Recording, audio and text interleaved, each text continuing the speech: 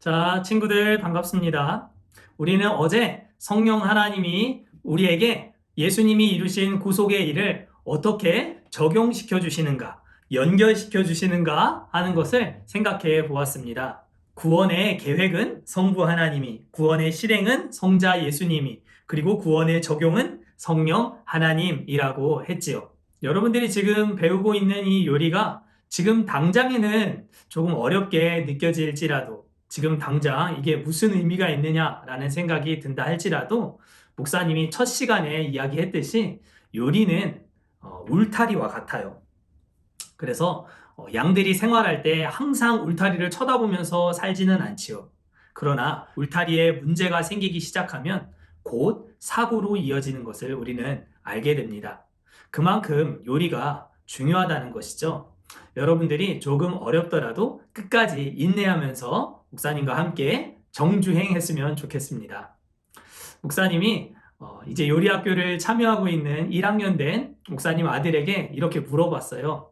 아들아, 요리학교 뭐 좀 배운 게 있니? 기억에 남는 게 있니? 물어봤더니만 아들이 하는 말이 구속을 이야기하면서 이 구속은 노예가 된 사람이 자유함을 얻는 것, 해방을 받는 것이라는 이야기를 하더라고요. 목사님 그 얘기를 듣고 정말 깜짝 놀랐습니다. 목사님은 어려서부터 찬송가를 많이 부르고 자랐어요. 그런데 찬송가에 보면 구속, 대속 이러한 말이 참 많이 나오거든요. 그런데 부를 줄은 알았는데 누구도 그 구속, 대속의 의미를 정확하게 가르쳐 주시는 분이 없었어요.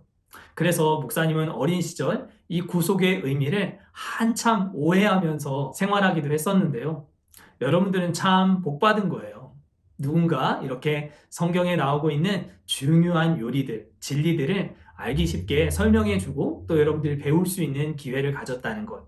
참 소중한 시간들이다라고 생각하고 우리 마지막 66강, 우리 10월 5일까지 이제 달려야 하는데요. 여러분들 벌써 지쳐서 나가 떨어진 친구들은 없겠죠? 자, 여러분들 끝까지 정주행 목사님하고 약속하는 겁니다. 알겠죠?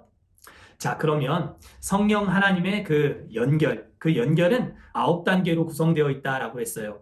소명, 중생, 회심, 믿음, 칭의, 양자, 성화, 견인, 영화. 이 9가지 단계로 구성이 되는데 오늘은 첫 번째 나오는 소명. 이 소명은 불러낸다, 부른다 라고 하는 의미예요. 그런데 어떻게 부르는가? 효력이 있게 부른다. 그래서 이것을 조금 어려운 말로 해서 유효적 소명이라고 해요. 유효적 소명. 그냥 부르는 게 아니라 힘있게 부른다라고 하는 것이죠. 이 부르시면은 누구도 거절할 수가 없어요. 전능하신 하나님이 부르신 일이기 때문이지요. 우리 소요리 문답 30번째 문답을 함께 읽겠습니다. 예수님의 값주고 사신 구속을 성령이 우리에게 어떻게 적용하십니까?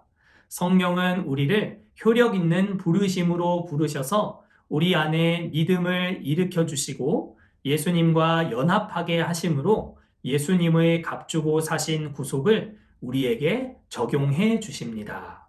예수님의 구속과 우리를 연결시켜 주시는 성령님의 사역은 우리를 유효적, 힘있게 부르시는 부르심, 소명으로 우리를 인도하세요. 이 부르심에는 거절이 있을 수 없다고 했죠. 그래서 이 믿음이라고 하는 것은 우리 안에서 자연스럽게 생겨나는 것이 아니라 성령님이 유효적으로 부르실 때 그 속에 믿음을 넣어주셔서 그 믿음으로 우리가 그 부르심에 응답할 수 있게 되는 것이다 라고 하는 것을 가르쳐 주고 있어요. 그래서 믿음은 굳은 결심이나 각오가 아니라고 했어요. 여러분들이 믿고 싶다. 나 정말 믿고 싶다. 라고 해서 믿어지는 것이 아니다 라고 했죠.